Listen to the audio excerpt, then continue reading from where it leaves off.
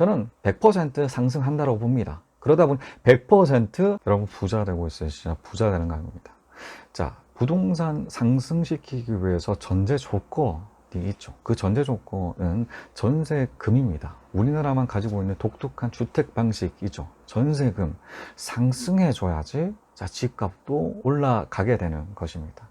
하지만 이 전 세계적인 이 기준금리 계속적으로 상승되고 있는 상태에서 이 전세금에 해당되는 이자율이 굉장히 부담스러워지는 시기가 도래를 했죠. 그뿐만이 아니라 전세금이 무한정으로 상승할 수 없는 조건이 있습니다.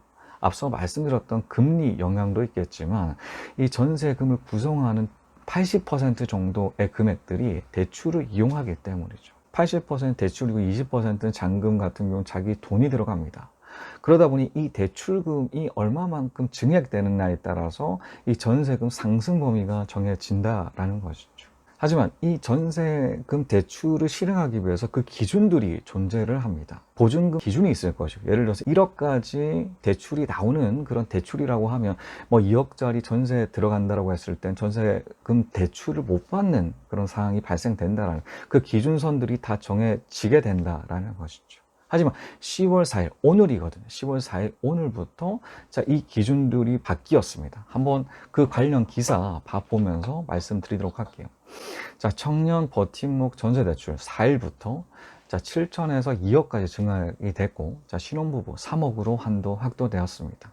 해당되는 기사 내용 제가 정리를 한 것인데, 글 보신다고 하더라도 청년, 신혼부부 대출 한도 바뀌었고, 전세금 대출 절차 간소화, 그러니까 절차 부분을 줄였어요. 그리고 전세 대출 이용자의 금융 부담 완화하는 그 방안까지 담고 있죠. 이 내용들이 많다 보니까 자, 이렇게 정리되어 있는 표를 통해서 설명드리도록 하겠습니다. 자, 버팀목 전세 대출 부분입니다. 자, 청년과 신혼부부 나뉘었죠. 근데 신혼부부 같은 경우는 수도권과 지방으로 구분되었습니다. 자, 청년부터 시작하도록 할게요. 자, 청년 보증금 상한이 있습니다. 자, 전세금 그 이상으로는 대출 안 된다라는 그 금액 기준인데, 자, 기존에는 1억이었어요. 1억 이상에 해당되는 전세금 같은 경우 대출 안 된다라는 것이죠. 자, 변경된 금액 보이시죠? 3억으로 증가가 됐고요. 자, 신혼부부 수도권 같은 경우는 기존이 3억이었는데 4억의 변경사항이 있습니다. 그리고 지방 같은 경우 2억에서 3억 변경되었죠. 자, 해당되는 퍼센테이지, 증가되는 퍼센테이지를 본다라고 하면, 자, 청년 같은 경우는 1억에서 3억까지 증가됐으면 얼마 증가된 것인가? 자, 2억만큼 보증금 상한 금액 증가됐습니다. 기존에 1억인데 2억만큼 증가가 되었어요. 200% 상승한 것이고요. 자, 수도권 같은 경우 3억에서 자, 4억으로 증가됐죠. 1억 증가한 것만큼 33% 증가했습니다. 자, 지방 같은 경우는 1억 증가했기 때문에 50% 증가됐죠. 자, 증가되는 퍼센테이지 본다고 하더라도 청년이 압도적이죠. 200% 증가했고, 자, 지방 같은 경우 50%, 자, 수도권은 33% 증가했습니다. 그런데 대출 한도, 야, 이 금액에서 80%만큼 나오거든요. 예를 들어서 3억에 해당되는 전세 들어간다면 2억 4천까지 나온다라는 것이죠. 최고 맥스 금액, 대출 한도 금액이 자, 0.7억에서 2억으로 증가했습니다. 어마어마하게 증가가 됐죠. 자, 수도권 같은 2억에서 3억, 자, 지방 같은 1.6억에서 2억 증가했습니다. 자, 가장 압도적으로 청년의 증감도가 압도적이죠. 각 약 200%가 증가됐으니까요. 1억 3천만큼 증가된 것만큼 굉장히 큰 금액 증가됨을 확인해 보셨습니다. 자, 그렇다라고 하면 이 대출금 증가되는 건 알겠는데 지금 같은 기준금리 계속 올라가는 시기에서 이자율 무시 못하지 않냐? 정확한 팩트입니다. 정확하게 지적하셨습니다. 하지만 전세금에 해당되는 이자율, 자, 보시면 1.5%에서 2.1% 확인되시죠? 자, 2%가 거의 최상단에 걸쳐져 있습니다.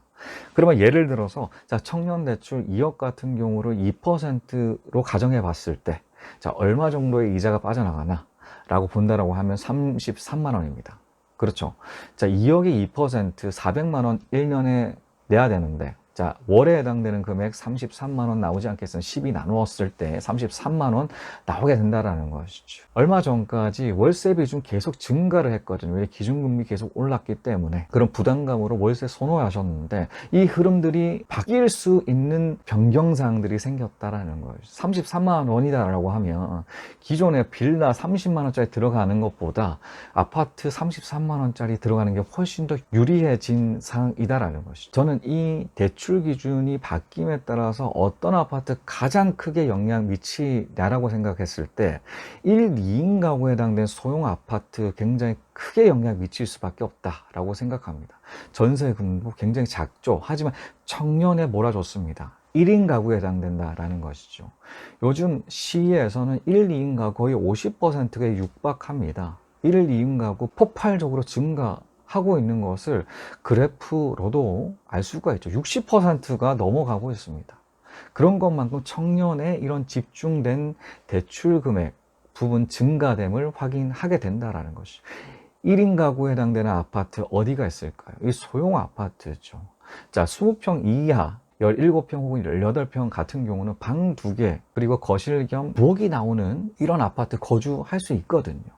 그러다 보니 이런 소형에 해당되는 아파트 전세 가격이 오르기 때문에 자연스럽게 매매 가격 역시도 마찬가지로 올라갈 여력들이 커졌다라는 것을 확인하게 됩니다. 예를 들어서 저는 창원이라는 지역 폭락했을 때 2018년 전국에서 가장 많이 떨어졌을 때 투자하기 시작해서 지금 같은 경우는 한 20여 채를 보유하고 있죠. 그 당시 초창기까지만 하더라도 공실들이 많았죠. 자, 공실 많았던 부분들이 갑작스럽게 차는 시기가 있었습니다. 그 시기 시에서 이런 청년 대출, 전세금 대출을 1억 2천 한도에서 거의 1% 이자를 줬기 때문이죠.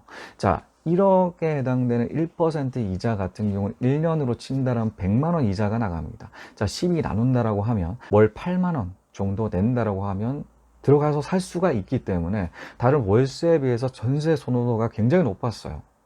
자, 지금 같은 경우는 창원이 아니라 전국적인 이런 대출 기준들이 바뀐다라는 것이죠.